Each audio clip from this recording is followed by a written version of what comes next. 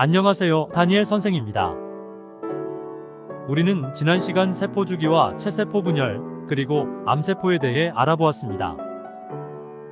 오늘은 생식세포 형성 과정, 감수 분열에 대해 학습해 볼 것입니다. 오늘 학습을 통해 여러분은 생식세포 형성의 의의와 과정을 설명할 수 있고, 유성생식에서 생식세포 형성 과정을 통해 유전적 다양성을 획득할 수 있음을 설명할 수 있을 것입니다. 수능에서 아주 중요한 내용으로 오늘 학습을 통해 생식세포 형성 과정에서 대립 유전자와 염색체의 이동에 대해 확실하게 공부하시기 바랍니다. 그럼 이야기 속으로 들어가 보겠습니다. 하단에서 흔히 볼 수 있는 진딧물은 식물의 잎이나 줄기에서 진액을 빨아먹고 사는 아주 작은 곤충입니다. 진딧물은 한 마리가 무성생식을 하여 수천 마리로 불어나는 놀라운 번식력으로 순식간에 식물 전체를 덮어버리죠. 진딧물과 달리 사람을 포함한 대다수 생물종은 배우자를 만들어 유성생식을 하는데 그 이점은 무엇일까요? 진딧물과 같이 무성생식을 하는 생물은 단시간 안에 많은 수의 자손을 남길 수 있지만 모두 같은 형질을 나타냅니다. 반면 유성생식을 하는 생물은 자손을 남기는데 오랜 시간이 걸리지만 다양한 생식세포를 만들어 다양한 자손을 남길 수 있습니다. 따라서 유성생식으로 다양한 형질의 자손을 남긴 종은 환경, 변화에 적응력이 높아 종족을 보존하는 데 유리합니다. 유성생식이란 성을 가지고 있는 암수 배우자, 여기서 배우자는 정자와 난자를 말합니다. 이런 배우자가 합쳐서 새로운 생명체가 발생하는 생식법을 말하죠. 이제 어떻게 배우자인 정자와 난자를 만드는지 알아보도록 하겠습니다. 감수 분열. 유성생식을 하는 생물은 암수 생식세포를 형성하고 이들의 결합으로 자손을 만듭니다. 만약 암수의 체세포가 그대로 결합한다면 자손은 항상 부모에 비해 2배의 유전 물질을 갖게 될 것입니다. 부모와 같은 양의 유전 물질을 갖기 위해서는 생식세포를 만들 때에 유전 물질의 양을 절반으로 줄이는 과정이 필요한데, 이러한 과정은 감수 분열로 이루어집니다. 감수 분열은 감수 1분열과 감수 2분열로 구분되는 2회의 연속된 분열을 거쳐 일어나며 그 결과 4개의 딸세포가 형성됩니다. 감수 1분열 전기에는 상동 염색체끼리 접합하여 이가 염색체를 형성합니다. 중기에는 이가 염색체가 세포 중앙에 배열되고, 후기에는 이가 염색체를 구성하는 상동 염색체가 서로 분리되어 방추사에 이끌려 양극으로 이동하죠. 말기에는 세포질 분열이 일어나 2개의 딸세포가 형성됩니다. 형성된 딸세포는 상동 염색체 중 하나씩만 가지므로 감수 1분열 결과 염색체 수는 반으로 줄어듭니다. 이때 핵상은 2n에서 n으로 반감됩니다. 감수 2분열은 간기 없이 진행되며 중기에는 염색체가 세포 중앙에 배열됩니다. 후기에는 염색분체가 분리되어 양극으로 끌려가고, 말기에는 염색체 수가 모세포의 절반인 4개의 딸세포가 형성되죠. 즉, 감수 2분열 결과 염색체 수는 변함이 없어 핵상은 n에서 n으로 동일합니다. 하지만 감수 2분열에서의 DNA 양이 반감하는데 염색분체의 분리 때문이므로 핵상이나 염색체 수는 달라지지 않습니다. 이러한 감수 분열의 의의는 첫째, 염색체 수가 반감된 생식세포가 수정을 통해 수정란을 형성하므로 세대를 거듭하더라도 개체의 염색체 수는 일정하게 유지됩니다. 둘째, 감수 1분열 중기에 상동 염색체가 무작위로 배열된 후 분리되므로 다양한 생식세포가 형성되고, 이들의 수정을 통하여 유전자 조합이 다양한 자손이 태어납니다. 자, 그럼 여러분에게 확인 문제 하나 내겠습니다. 감수 분열 전기에 상동 염색체가 접합하여 형성한 염색체를 무엇이라고 했나요? 네, 4개의 염색분체를 갖는 이가 염색체입니다. 중요한 질문인데요. 여러분 한번 생각해 보세요. 생식세포 형성 결과 세포의 염색체 수가 반감되는 것은 어떤 의의가 있을까요? 세대를 거듭해도 자손의 핵상이 동일하다는 점에 착안하여 설명해 보도록 하세요.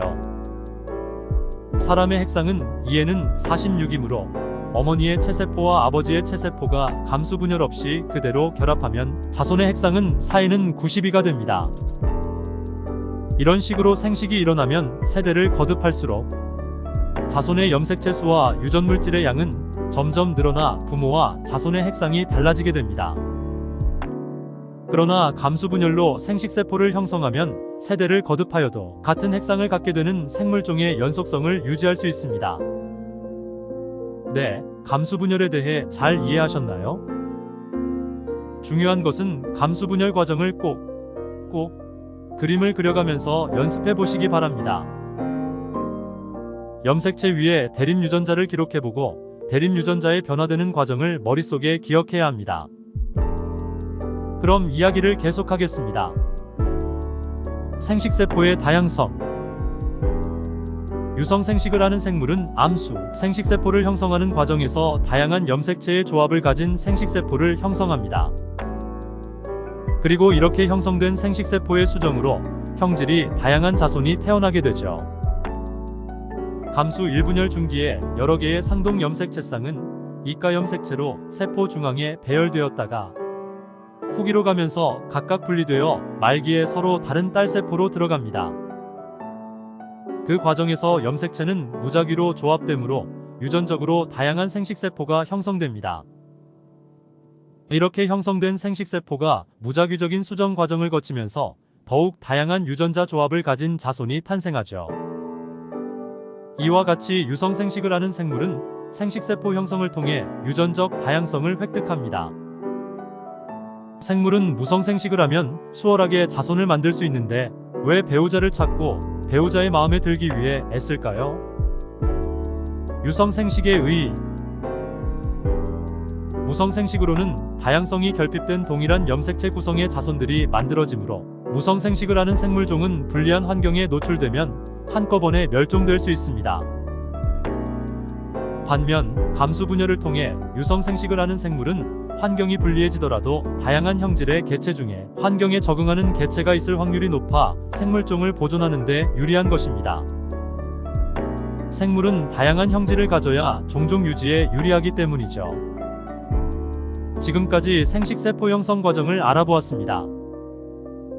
그럼 체세포 분열과 생식세포 형성 과정을 비교해 보도록 하겠습니다. 체세포 분열과 생식세포 형성 과정 비교. 식물의 체세포 분열은 생장점이나 형성층에서, 동물의 체세포 분열은 몸을 구성하는 대부분의 세포에서 일어나며 분열 결과 생물은 생장합니다. 생식세포 형성 과정은 생식기관에서만 일어나며 그 결과 생식세포가 형성되죠. 체세포 분열은 1회 분열로 모세포와 유전물질의 양이 동일한 2개의 딸세포가 형성되고, 생식세포 형성 과정은 세포가 연속 2회 분열하는 감수분열로 유전물질의 양이 절반으로 줄어든 4개의 딸세포가 형성된다고 했습니다. 감수분열 결과로 체세포에 비해 유전물질이 반으로 줄어든 두 생식세포가 수정하면 그 부모와 같은 양의 유전물질을 갖는 자손이 만들어집니다. 이처럼 생물은 감수분열로 생식세포를 형성하여 세대를 거듭해도 유전물질의 양을 일정하게 유지할 수 있습니다. 생물은 체세포 분열을 통해 생장하고 감수분열을 통해 유전물질이 절반으로 줄어든 생식세포를 만들어 번식함으로 세대를 거듭하여도 염색체 수는 일정하게 유지됩니다. 감수분열은 생물이 종족을 유지하기 위해 다양한 형질을 갖기 위해 선택한 방법입니다. 자, 이제 체세포 분열과 감수분열의 내용을 정리하고 오늘의 학습을 마무리하겠습니다. 분열 장소로 체세포 분열은 모든 세포이고 감수분열은 생식기관입니다. 체세포 분열은 1회 분열로 2개의 딸세포를 생성합니다. 감수분열은 연속 2회 분열이 일어나고 4개의 딸세포를 생성하죠. 체세포 분열 결과 DNA량은 변화 없지만 감수분열은 절반으로 줄어듭니다. 또 체세포 분열은 2N에서 2N으로 핵상의 변화가 없지만 감수분열은 2N에서 N으로 반감합니다. 여러분에게 서술형 문제 하나 질문해 보겠습니다. 사람의 체세포에는 총 23쌍의 염색체가 있습니다. 생식세포 형성 과정에서 일어나는 염색체의 무작위적인 배열만을 고려할 때에 정자와 난자가 만들어져 수정이 일어난다면 수정란에는 몇 가지 염색체 조합이 나타날 수 있나요?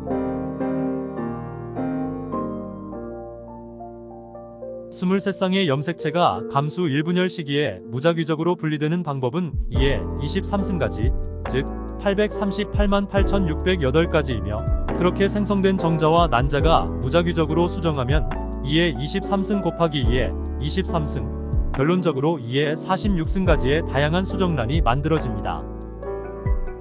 단, 교차는 고려하지 않습니다. 고등학교 생명과학일에서는 교차의 개념을 학습하지 않습니다. 감수 1분열 전기에 상동염색체 사이에서 교차가 발생하는 것까지 고려하면 훨씬 더 다양한 수정란을 만들 수 있습니다. 여러분, 동물의 수컷과 암컷 중 어느 쪽이 더 예쁘고 멋진가요? 읽을 거리 하나 소개하겠습니다. 궁금한 생명과학의 세계, 수컷들의 화려한 경쟁. 짝짓기 때가 되면 수컷은 화려한 모습이나 독특한 구애 행동으로 암컷의 관심을 끌려고 합니다.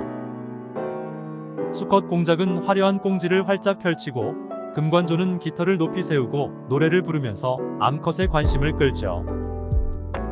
또 큰 가시고기 수컷은 푸른색으로 변한 등과 붉은색으로 변한 배를 뽐내면서 암컷 앞에서 지그재그로 헤엄칩니다.